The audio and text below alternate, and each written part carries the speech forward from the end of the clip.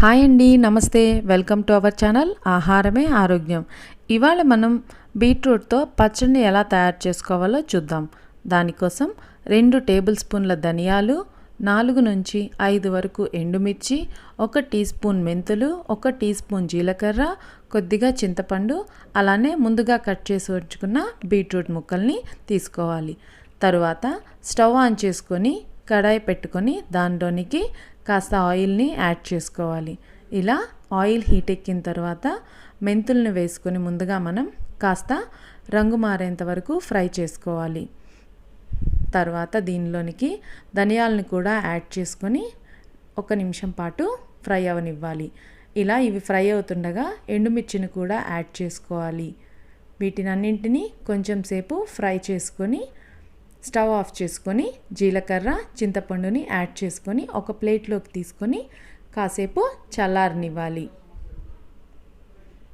తర్వాత ఇదే ప్యాన్ పెట్టుకొని దీనిలోనికి కొద్దిగా ఆయిల్ని యాడ్ చేసుకొని ముందుగా కట్ చేసి ఉంచుకున్న బీట్రూట్ ముక్కల్ని మనం ఇప్పుడు ఈ ఆయిల్లోకి యాడ్ చేసుకుందాం.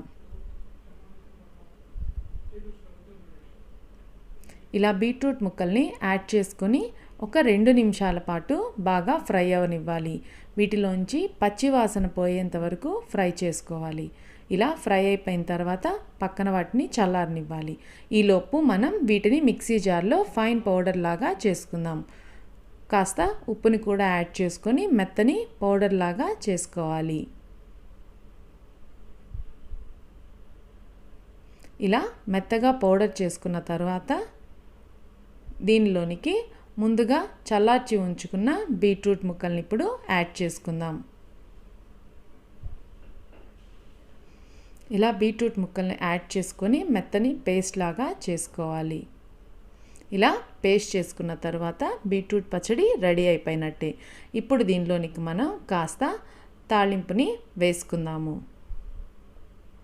దానికోసం స్టవ్ ఆన్ చేసుకొని ప్యాన్ పెట్టుకొని కాస్త ఆయిల్ని యాడ్ చేసుకొని ఇప్పుడు మనం కొద్దిగా ఆవాలు, అలానే కొంచెం జీలకర్ర,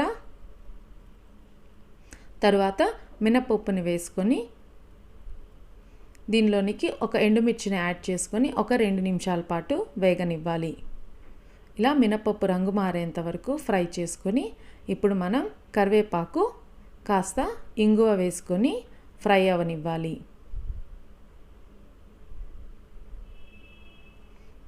ఇలా తాలింపు వేసుకొని దీనిని ఇప్పుడు మనం పచ్చడిలోనికి యాడ్ చేసుకుందాం.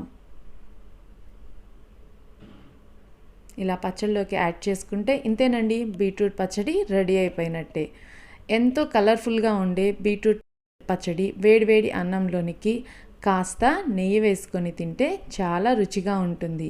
ఈ పచ్చడి నచ్చినట్టయితే ట్రై చేసి ఎలా ఉందో నాకు కామెంట్ చేయండి. వీడియో కనుక నచ్చినట్టయితే నా ఛానల్ని సబ్స్క్రైబ్ చేయండి, అలానే లైక్ చేయండి, షేర్ చేయండి. Thank you.